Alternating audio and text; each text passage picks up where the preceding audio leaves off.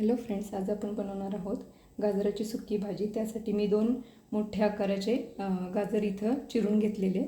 मी मध्यम आकाराचा एक कांदा घेतला आहे। इथं खोबरं, लसूण आणि कोथिंबीर घातलेले वाटण केलेले आहे आणि शेंगदाणे इथं भाजून त्याचं कूट करून घेतलेलं आहे। आणि मसाल्यामध्ये आपल्याला लागणारे मोहरी, लाल तिखट, हळद, मीठ लागणार आहे आणि तेल लागणार आहे भाजी करण्यासाठी। आता आपण भाजी करायला घेऊयात। मी 1 चमचा तेल घेतलेले आहे। आता आपण याच्यामध्ये मोहरी टाकूयात।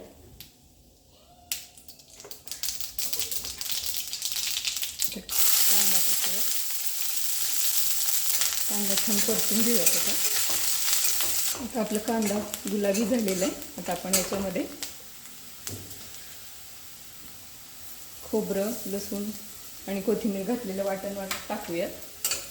छान असं परतून घ्यायचं। गॅस बारीक केलेला आहे। छान असं याला परतून घ्यायचं।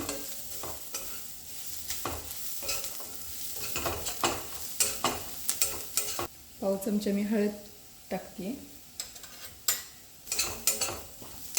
आता आपण ह्याच्यात गाजर टाकूयात।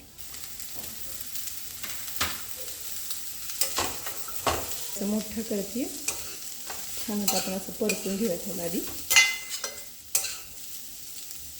आता आपण याच्यामध्ये मीठ टाकूयात।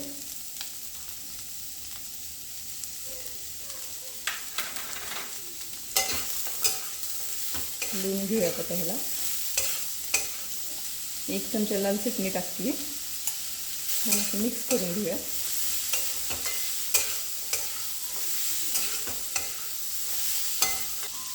आता आपण याला 5 मिनिटं झाकून ठेवूया। गॅस मी एकदम बारीक केलेला आहे। त्याला आता आपण हलवून घेऊया। आणखी 2 ते 3 मिनिटं ला झाकून ठेवते।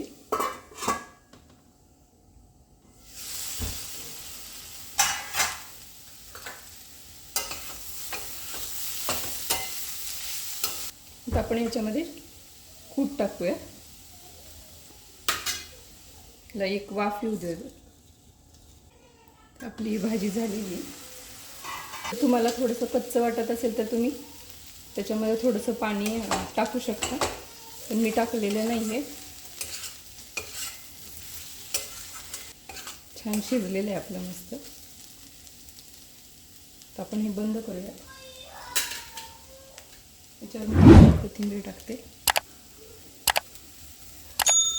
तुम्हाला ही रेसिपी कशी वाटली ती मला नक्की कमेंट करून सांगा।